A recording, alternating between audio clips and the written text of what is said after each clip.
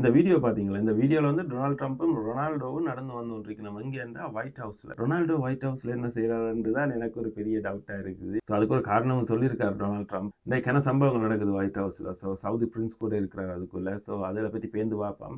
So இது வந்து மெயினாக பொலிட்டிக்கல் அண்ட் இன்வெஸ்ட்மெண்ட் சம்பந்தமான ஒரு விஷயமா தான் இந்த மெயினாக இந்த மீட்டிங் நடக்குது.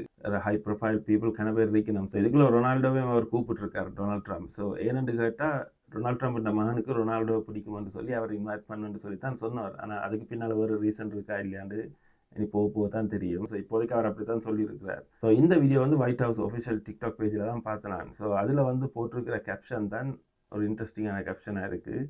2 goats CR7 45 47 so 45th president and 47th president என்று சொல்லி 2 goats. ஸோ ரொனால்டோ வந்து ஃபுட்பாலுக்கு கோட். ஸோ டொனால்ட் ட்ரம்ப் வந்து அவரையும் கோட்டுன்னு சொல்லி போட்டிருக்காரு அதில். ஸோ டொனால்ட் ட்ரம்ப் என்ன செஞ்சு கோட் ஆனார்ன்னு சொல்லி தான் எனக்கு விளங்கல எந்த விஷயத்தில் அவர் கோட்டுன்னு சொல்லி. ஸோ இப்படி ஒரு பட்டத்தை தான் எடுக்கிறதுக்காண்டி தான் ரொனால்டோ கூப்பிட்டு இப்படி 2 கோட்ஸ் வந்து போஸ்டையும் போட்டுட்டாரு டொனால்ட் ட்ரம்ப். பார்க்க போனால் ரொனால்டோ விட டொனால்ட் ட்ரம்ப் நல்லா கோல் அடிக்கிறாரு. நான் கிடைக்கிற கப்பில் எல்லாம் கோல் அடிச்சு கொண்டு இருக்காரு டொனால்ட் ட்ரம்ப். ரொனால்டோவையும் கூப்பிட்டு இப்படி ஒரு போஸ்டையும் போட்டு அந்த கப்புக்குள்ளே 2 கோட்ஸ் சொல்லி முடிச்சிட்டாரு நான் கேமை.